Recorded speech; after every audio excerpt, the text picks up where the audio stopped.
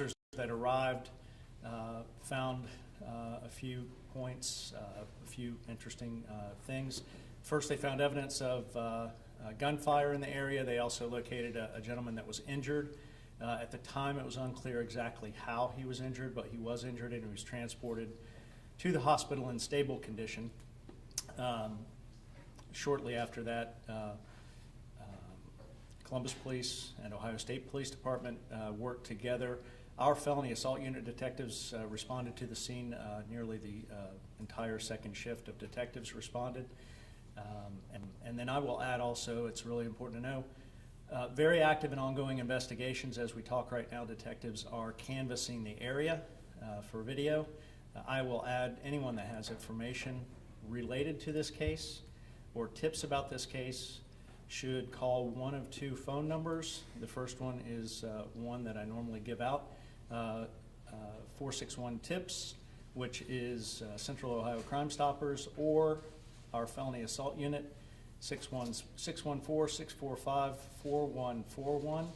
Detective Aaron Shotwell is the lead detective in this case, and he can help people that may have video evidence of this incident last night provide that to us.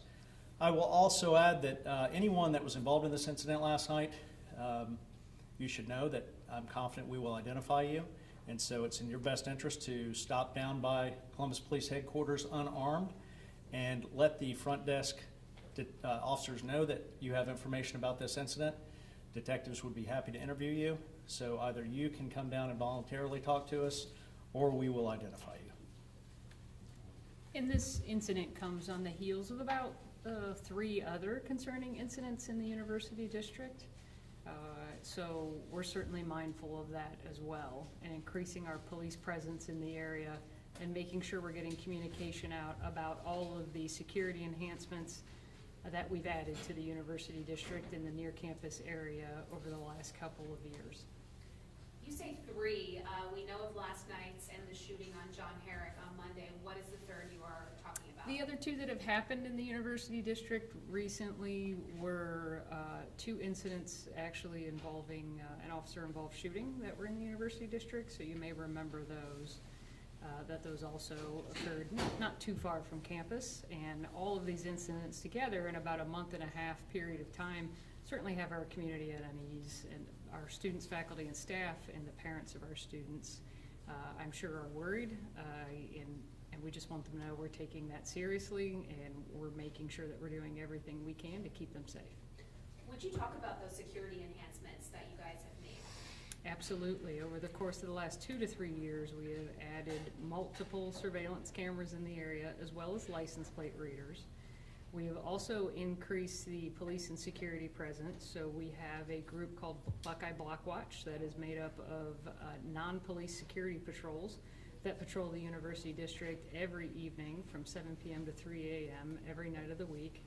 We also have quadrupled the number of joint patrol officers that are in the University District. So we have OSU PD officers teamed up with CPD officers that now form a team of 8 officers that are out there together patrolling the University District in the evenings. And then our Lyft partnership, cabs on demand service, so there are transportation options available for people. We continue to share weekly stats with the Columbus Division of Police and have monthly meetings between Columbus Division of Police and university leaders to keep tabs on what's going on in terms of crime and safety in the University District. I'd like to ask about the shelter in place, if you don't mind. So obviously getting on scene, the Buckeye Alert went out, and everyone, of course, is like, you know, where do we go, what do we do? And I want to just reference a student I had spoken with. She was on her way to her dorm on 11, literally getting the alert saying, don't go home. And in the moment, you would think, you know, your mind is running a million miles a minute because you're like, I don't know what to do. And she's like, I froze. And while it may have seemed like, okay, there's this restaurant, let me walk in there, but I just froze and didn't know what to do. So could you just maybe give those students that peace of mind if they're ever in that situation again where that may have seemed like a simple solution, you just freeze and you don't know what to do. So for those who couldn't shelter in place, what do they do? Yes, absolutely. So when we got this call, police officers were nearby. It was apparent that it wasn't like a typical active shooter scenario where it was random violence. It appeared to be between two groups. And that is why you saw the message go out advising shelter in place and to avoid the area. So that typically means if you can, go indoors somewhere. What we're trying to avoid is people crowding around the area where the incident happened. Now, had it been more of an active shooter scenario, you probably would have seen the words run, hide, fight or something like that in the alerts. So what we're trying to do is keep people out of the immediate area, and it's easiest for police to sift through who might be involved in an incident and who isn't if everyone just kind of waits indoors, and that's sort of what shelter in place means. I understand, though, that student that you talked to, that could be a lot you're seeing, and you're heading right to the location that we're telling you to avoid. And so the nice thing about if she was nearby is police start to form a perimeter. So even if you freeze, if you're that close to the danger zone, there are usually police and officials there that will tell you what's going on and you know, help give you some advice on where to go. And that's what we had a lot of our officers out there doing, and some faculty and staff in some buildings, is letting folks know, hey, maybe go into the Ohio Union. We had Ohio Union staff talking to people inside to try to reassure them and remind them. And then we typically try to send about every 20 to 30 minutes, even if there's no new information, an update, so people know we haven't forgotten about them, we're still searching the area, please continue to avoid the area. How fast did that alert go out in comparison to when you all got the call about shots fired in the area? You know, that is a good question. I don't have the exact time, but it probably wasn't more than a few minutes when we first heard from officers that there were shots fired. And then what typically will happen is our emergency manager or someone on his team will then log in and send a message. Now, we do have buttons in our, sort of like easy buttons in our communications center that we can hit to send out a generic message. We will do that at times, but if there's time and someone's on staff to log in and be more specific, we try to do that. It might take an extra 10 to 15 seconds, but we prefer that because those generic buttons obviously can't be preloaded with a location, and we like people to know if we have time to type that in right away where that location is that they should avoid it. So in this case, since we had staff on hand and we got good information right away from our dispatchers, we were able to send that message out pretty quickly. Game day is just a day, hours away. Coming off of these incidents, does that concern you at all, and will it change your approach on how you guys handle game day? All of this is concerning to me, and we take this very seriously. I would say on game day, we have the added benefit that we have hundreds of extra officers on campus for a game day.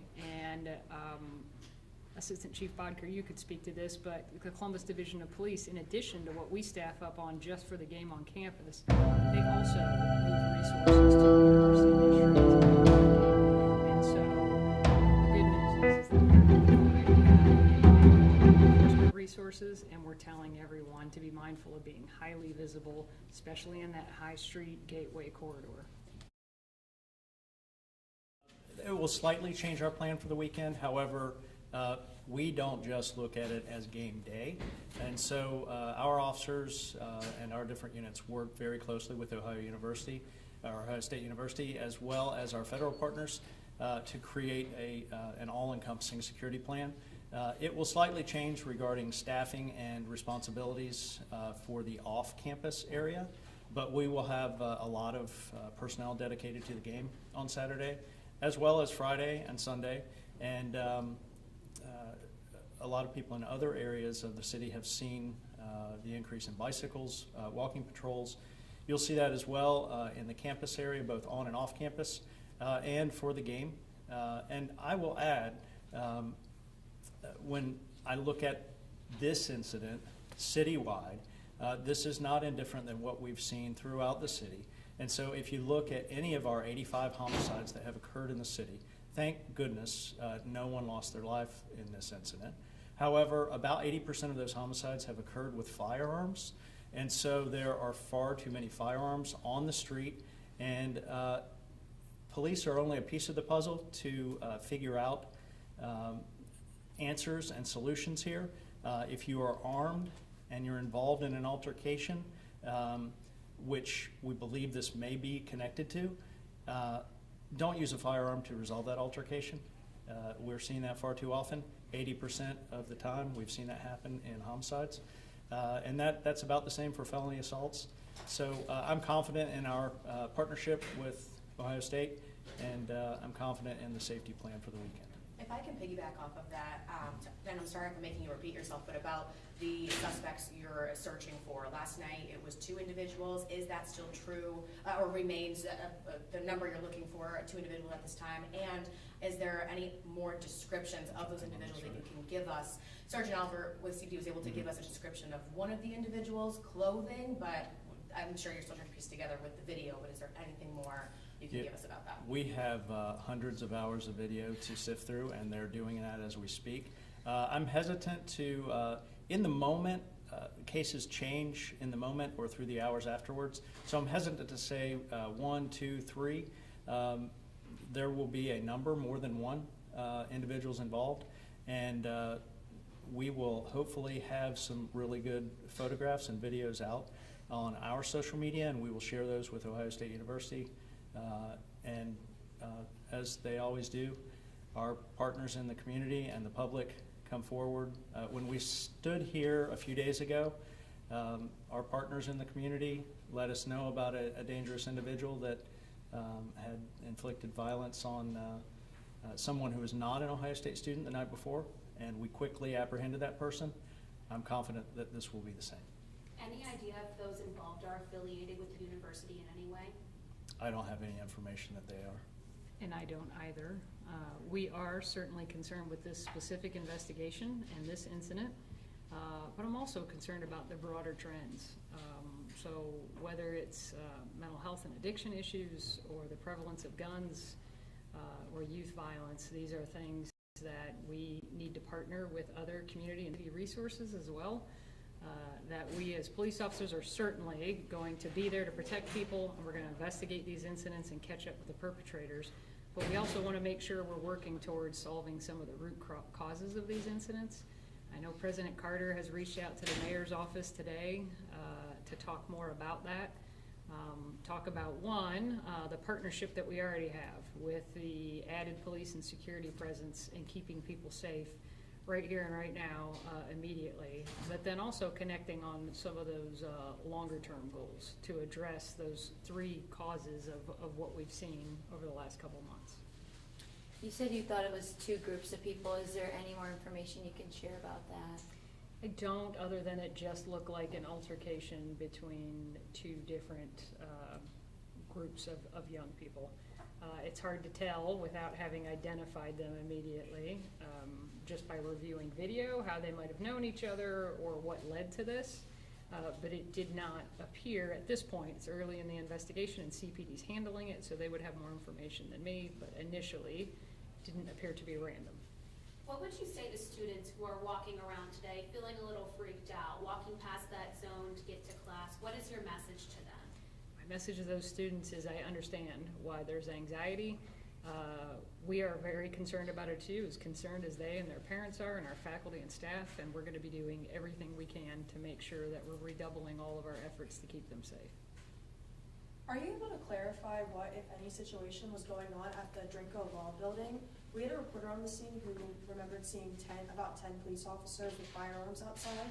Was there anything happening that you could clarify on? The reason that there were people there, police officers along that corridor, is again, they were looking for these 2 suspects, and there was some indication that they may have walked into Drinko and then walked back out and left and got a ride somewhere. And so they were in there to be extra cautious and make sure they were searching that building to make sure that there was no one that could be a danger that was inside.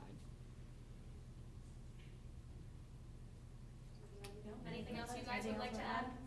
Any update on the injured person? Glad you mentioned that, because I should have added that.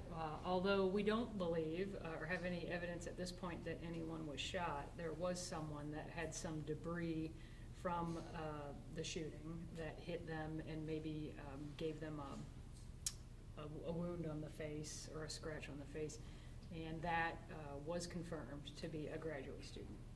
And so when things like that happen, or there is a student that is somehow impacted, sometimes in ways like this, where something came off a building and hit them, Or it could just be that they're witnessing something traumatic. We try to get those names, and student advocacy in the Office of Student Life reaches out to those students and tries to offer support.